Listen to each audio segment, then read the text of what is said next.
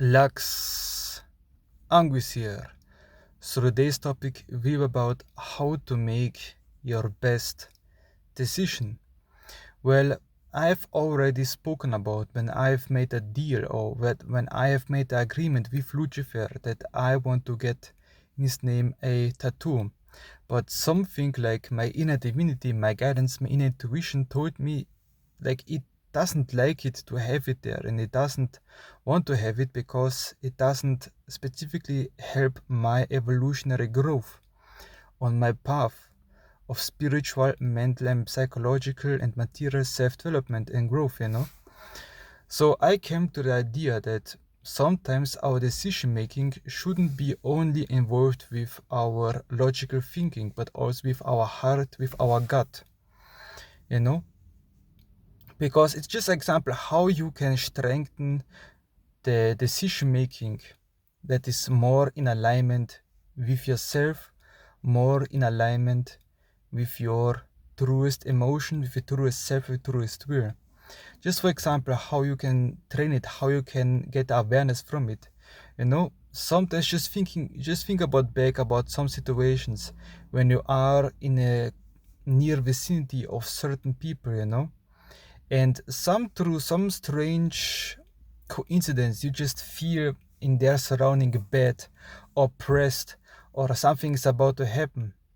And you just like, oh, it's just a imagination, my mind's making up.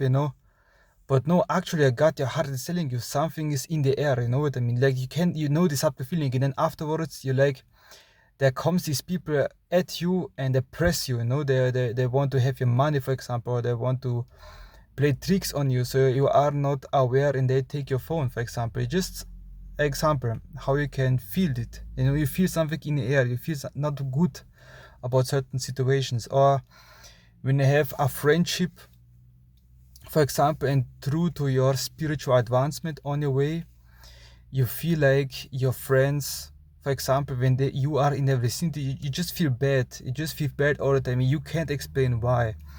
And then you start to reflect about it, then like you change yourself, like you grow yourself, but your friends doesn't. And even though you take them by your hand and want to show everything, they just most of the time going back to their own bad habits. For example, you don't want to watch anymore TV, you don't want to include yourself anymore to playing shitty games, but the friends does and don't think it's this bad, don't think this good, and 80% of the habits pretty much like are not in alignment with yours. You know what I mean? And you feel afterwards like drained or bad about yourself. Like this is an actual sign that your intuition, your higher self, your gut feeling is telling you, no, you should stop this. Or sometimes when you just feel out of the blue, like, yeah, this is a good decision, or like this can function, or like this would be very good to include in the here and there, and then for example, then bam, the result is much better than you expected. But just because your mind, not only your logical mind was in play, but your feeling and your intuition was also in play and was in congruence with each other. You know what I mean? Like your thinking should be in congruence with your action, your feeling and desire. No, of course, sometimes like there are decisions where you can't do every time the things that feel right, because love cannot only be good, but also love can be used to hurt. You can also love things that doesn't help you, for example bad friendships. But just an example, just when you make a decision, just make a move that is involved with many people, or is involved with some different strategies or ways and paths you must go forward.